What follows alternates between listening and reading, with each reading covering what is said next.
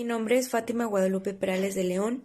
El número de mi matrícula es AL063190. Voy a realizar el proyecto integrador de mi clase Evaluación y Desempeño del Capital Humano. En este proyecto voy a estar contestando unas preguntas.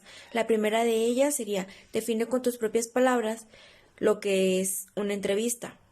Yo creo que una entrevista es un diálogo que se tiene entre dos personas, pudiera ser de varios temas o de un tema en específico, en el cual una persona pregunta, cuestiona y la otra responde.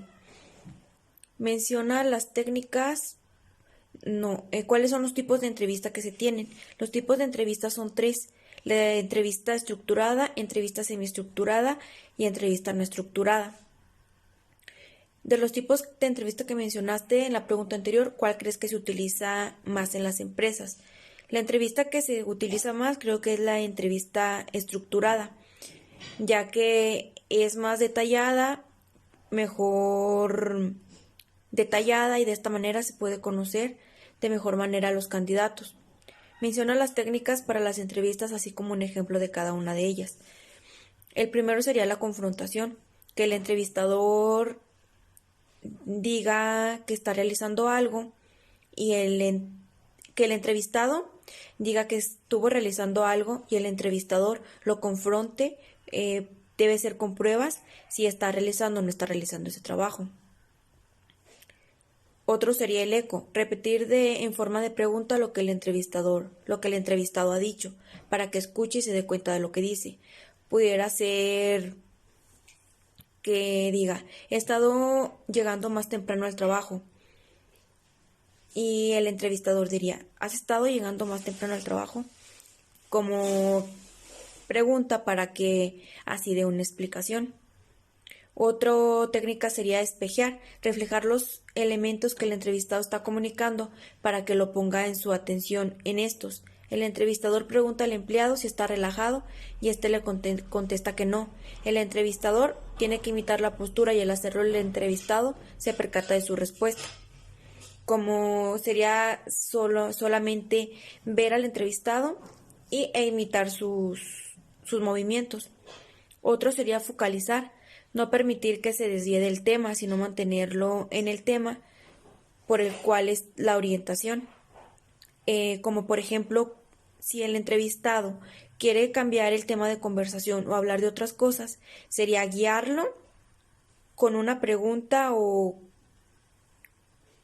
con una observación que deben seguir con el mismo tema. Otro sería parafrasear. Se traduce la información que ha dado el entrevistado.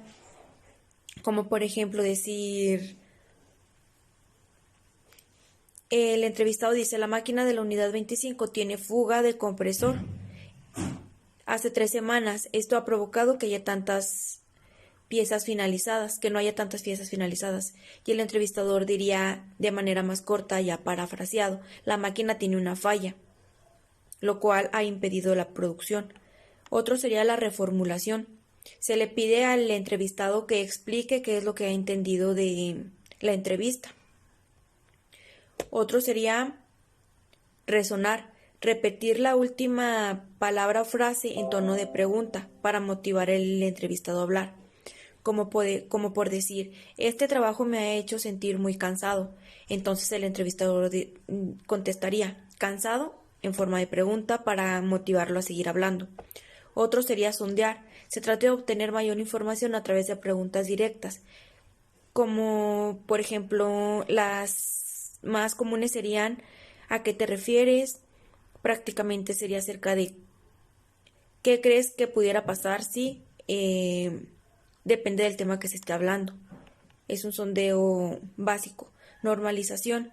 El entrevistado va a manifestar diversos sentimientos y emociones, y el entrevistador debe permitir que sean expresados. Como por ejemplo sería cuando se tiene una auditoría y el entrevistado pudiera decir que se siente muy nervioso porque no sabe si va a aprobarla o no va a aprobarla. El entrevistador diría: es normal que sientas nervios. Validar sus emociones prácticamente. ¿Crees que es importante realizar entrevista de desempeño? ¿Por qué? Sí, sí es muy importante para establecer metas. Describe los tipos de remuneración y menciona un ejemplo de cada uno. Sería la remuneración directa, que serían los salarios,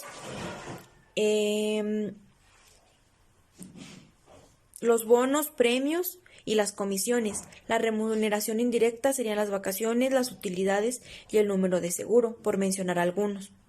Es muy importante la evaluación del desempeño porque este nos ayuda a mejorar, a plantear metas.